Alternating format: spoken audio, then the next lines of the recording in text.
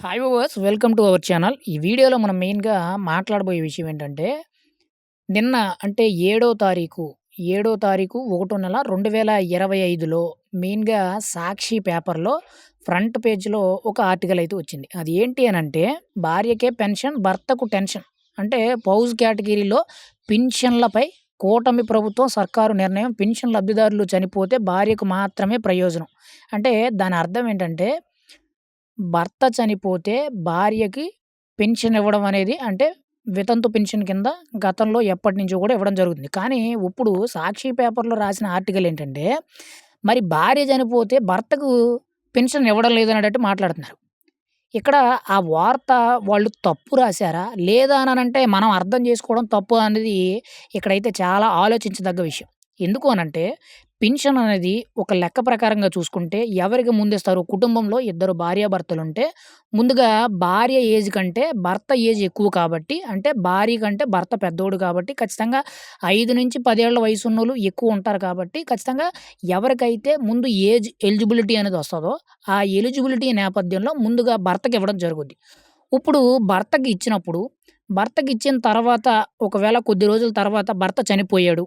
భార్య ఒంటరిగా ఉంటుంది. అప్పుడు వితంతు పెన్షన్ కింద మార్చడం జరుగుద్ది.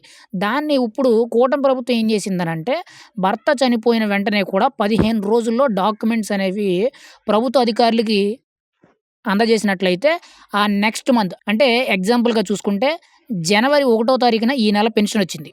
జనవరి 5 తారీఖున భర్త చనిపోయాడనంటే మెయిన్‌గా ఇంకొక 15 రోజులు టైం తీసుకొని అంటే జనవరి 20 లోపు ఖచ్చితంగా సంబంధిత డాక్యుమెంట్స్ ఏవైతే ఉంటాయో అవి ప్రభుత్వ అధికారులకి సబ్మిట్ చేసినట్లయితే ఆ పెన్షన్ అంటే భర్తకొచ్చిన పెన్షన్ ఏదైతే ఉందో అది భార్యకు వచ్చేటట్టు మెయిన్‌గా ఆ నెక్స్ట్ మంత్ అంటే జనవరి మొదట్లో భర్తకొచ్చింది. ఆ పెన్షన్‌ని భార్య పేరు మీదకి మార్చి ఫిబ్రవరి 1 తారీఖున దానిని వితంతు పెన్షన్ కింద భర్త చనిపోయిన భార్య ఎవరైతే ఉంటారో ఆవిడకిత్తారు.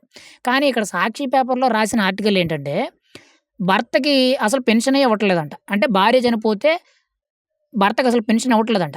భర్తకి ఎలిజిబిలిటీ ఉంటే ఇస్తారు. యాక్చువల్‌గా ఎవరికైతే వయసు ఎక్కువ ఉంటదో వాళ్ళకి పెన్షన్ ఇస్తారు. కానీ ముందు భార్య చనిపోయిందనంటే భర్తకి ఎలిజిబిలిటీ ఉంటే ఇస్తారు.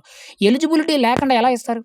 ఇక్కడ 'సాక్షి' పేపర్‌లో రాసిన ఆర్టికల్ ఏదైతే ఉందో ఇది వాళ్ళు తెలిసి రాసారా? తెలియక రాసారా? లేకపోతే ఎడిటర్‌లో బై మిస్టేకా? లేకపోతే జర్నలిస్ట్ అక్కడ చెప్పే రైటర్ ఎవరైతే ఉన్నారో ఆయన మిస్టేక్ అనేది అర్థం కావట్ల. ఏదైనా సరే ఇద్దరు భార్యాభర్తలుంటే ఖచ్చితంగా ముందు భర్తకివ్వడం జరుగుద్ది. భర్త చనిపోతే ఆ పెన్షన్‌ని వితంతు పెన్షన్ కింద భార్యకివ్వడం జరుగుద్ది. కానీ ఇక్కడ కూటమి ప్రభుత్వం మీద తప్పుడు ప్రచారాలు చేయడానికి ప్రత్యేకించి కూడా భార్యకు పెన్షన్ ఇస్తున్నారు. మరి భర్తకెందుకు ఇవ్వడం లేదనేటట్టు ఏవేవో రాత్తన్నారు. కావాల్తే మీరు నిన్న ఏడో తారీఖు ప్రత్యేకించి కూడా మెయిన్‌గా 'సాక్షి' పేపర్‌లో ఫ్రంట్ పేజ్‌లో భార్యకే పెన్షన్, భర్తకి టెన్షన్ అనేటట్టు ఒక ఆర్టికల్ రాశారు. ఆ ఆర్టికల్‌ని మీరు క్లియర్ కట్‌గా చదివినట్లయితే మీకు చాలా క్లియర్ కట్‌గా తెలుస్తది. పైగా ఇదే ఆర్టికల్‌లో ఇంకొక న్యూస్ ఏంటంటే నవంబర్ 1 తారీఖు నుంచి డిసెంబర్ 15 తారీఖు వరకు అంటే కరెక్ట్‌గా 45 రోజుల్లో రాష్ట్ర వ్యాప్తంగా 23,000 మందికి పైగా చనిపోయారంట. ఎవరు? భర్త. అంటే ఒక ఇద్దరు భార్యాభర్తలుంటే భర్తలు చనిపోయారంట. మహిళలకి పింఛన్ ఇవ్వడం లేదనేటట్టు ఇక్కడ రాశారు. మీరు కావాలితే ఈ 'సాక్షి' పేపర్‌లో క్లియర్‌గా చదవండి. నవంబర్ 1 తారీఖు నుంచి డిసెంబర్ 15 తారీఖు వరకు కూడా దాదాపుగా 23,000 మంది పింఛన్ లబ్ధిదారులు మృతి చెందారంట. కానీ అక్కడ 23,000 మందికి పైగా చనిపోతే కేవలం 5,400 మందికి మాత్రమే పెన్షన్ ఇస్తున్నారనేటట్టు వీళ్ళు డిసైడ్ చేస్తున్నారు.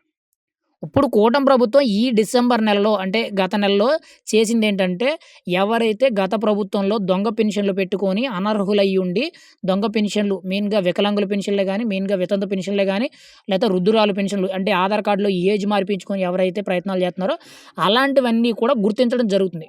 మెయిన్‌గా ప్రభుత్వమే చొరవ తీసుకొని ప్రతి ఒక్కటి కూడా ఒకటికి 2 సార్లు పరిశీలనలో పెట్టడం జరుగుతుంది. ఒకవేళ ఎవరైనా సరే అందుబాటులో లేకపోతే దాదాపుగా నెల నుంచి 2 నెలల పాటు వాళ్ళని హోల్డ్‌లో పెట్టడం జరుగుతుంది. ఆ 2 నెలల్లో ఒకవేళ వాళ్ళు అందుబాటులోకి వచ్చినట్లయితే ఖచ్చితంగా వాళ్ళకి ఆ పెన్షన్ ఉంచాలా? తీసేయాలా? అర్హులైతే ఉంచడం, అర్హులు కాదు అనంటే తీసేయడం అనేటట్టు నిర్ణయం తీసుకోవడం జరిగింది. ఇక మెయిన్‌గా వికలాంగుల పెన్షన్‌లో ఎవరైతే పూర్తిగా మంచానికి పరిమితమై ఉంటారో వాళ్ళ కోసం ప్రత్యేకించి కూడా ప్రభుత్వ అధికారులు కొన్ని బృందాల రూపంలో ప్రత్యేకించి కూడా ఇంటికి పంపి అక్కడే స్వయంగా టెస్టులు చేయడం జరుగుతుంది. ఖచ్చితంగా వాళ్ళు వికలాంగులు కాదు అని తేలినట్లయితే ఖచ్చితంగా వాళ్ళకి పెన్షన్ రద్దు చేయడం జరుగుతుంది.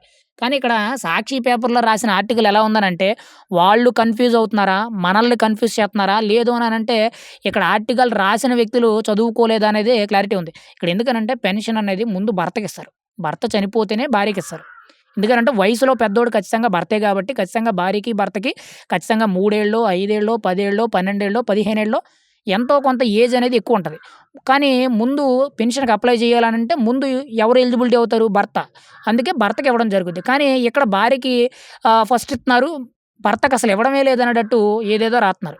ఏదేమైనా గానీ సాక్షి పేపర్ అనేది ఇలాంటి రాతలు రాసినందుకే గత 5 ఏళ్ళు కూడా ఎంతోమంది చీదరించుకున్నారు. ఇంకా కూడా ఇలాంటి తప్పుడు రాతలైతే రాయడం మానడం లేదు.